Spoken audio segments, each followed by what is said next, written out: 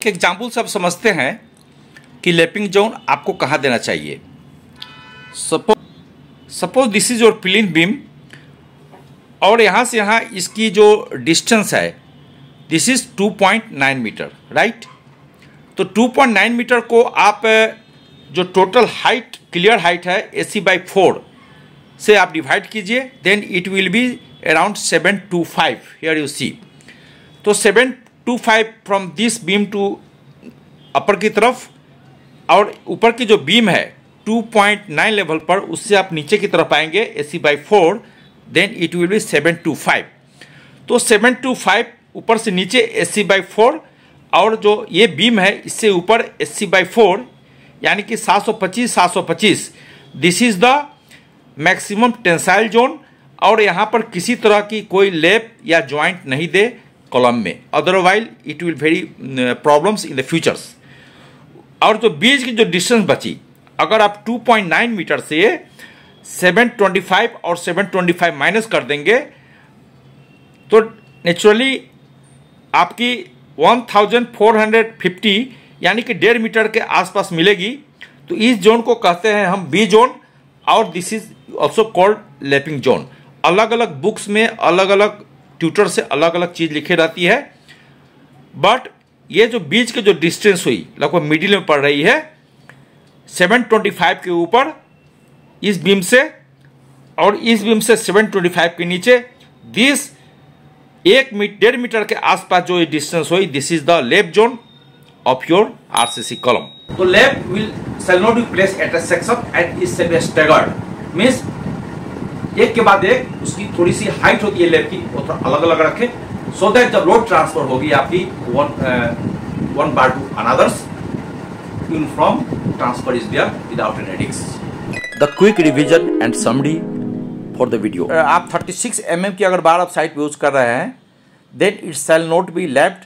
इसको आपको वेल्डिंग करना है, और वेल्डिंग के बाद में हेलिकल रेइंफोर्समेंट भी लगाने हैं। Always remember that lap is not given in the tensile zone. The general lap length of column reinforcement is greater of development length LD on 30D. तो आप डेवलपमेंट लेंथ निकाल लीजिए फॉर्मूला से, वो भी देख लीजिए, और 30D भी देख लीजिए, जो ज़्यादा है उसको आप रखिए। ये वैल्यू तभी रखने हैं जब आपकी स्ट्रक्चरल डिज़ाइनर आपकी इस वैल्यू को नहीं आपको लिख रहा है आपके ड्राइंग पर, तो आप खुद निकाल लीजिए। जोन बी, जहां पर आप लेप प्रोवाइड कर रहे हैं in the column, lapping zone में आप ऑलवेज बहुत क्लोज रेइंफोर्समेंट लगाएं। जो रिंग्स है, रिंग्स की जो डिस्टेंस है सेंटर वो 100 से लेकर के 120 mm ही रखें, क्योंकि ये जोन बहुत इंपॉर्टेंट जोन होती है lapping zone, to transfer the load from one member to other. इसके लिए इंडियन स्टैंडर्ड कोड 13920 1993 क्लास 7.4.1 में आप देख सकते हैं। When bars of two different diameters are lapped, then the lap length is calculated for the bar with smaller diameters. The lapping shall not be placed at one cross section. एक ही cross section कभी भी लेप नहीं रखे, उसको staggered करके रखे, यानी कि उसकी जो हाइट होती है लेपिंग की वो अलग अलग डिस्टेंस पर रखे, एक क्रॉस सेक्शन पर कभी भी लेप नहीं दे। बार होती है outer bar of this column आपकी जो कम से कम आपकी 40 से लेकर के 45 mm कवर आप रखें, क्योंकि ये आपको आगे किसी भी रेन पेनिट्रेशन के लिए इन्वायरमेंटल इरोजन से बचाएगी आपकी RCC कॉलम को। The lapping should not be perform at a column beam junction where the tensile stress is maximum. तो कभी भी आप लैपिंग जो है कहीं भी कॉलम और बीम जंक्शन के इर्द गिर्द कभी भी लैपिंग नहीं रखे।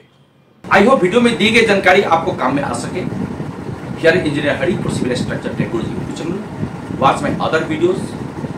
कुछ रह जाए तो अपने कमेंट्स कर दीजिए, so that this can be included in my other videos. यदि आप चैनल नए हैं तो अपने लाइक और सब्सक्राइब बटन जरूर कीजिए, सो दैट कोई भी अगर वीडियो इस तरह की यूजफुल वीडियो आए आपको समय पर मिलते रहे, और हमें एक आइडिया लगते रहे कि हमारे लोग कितने देख रहे हैं, मेरी वीडियो पसंद आ रही है नहीं, सारी चीज़ों का हम इसमें एक बार हम डिसाइड कर सकें। Thank you very much. जय हिंद, जय इंजीनियर हरि।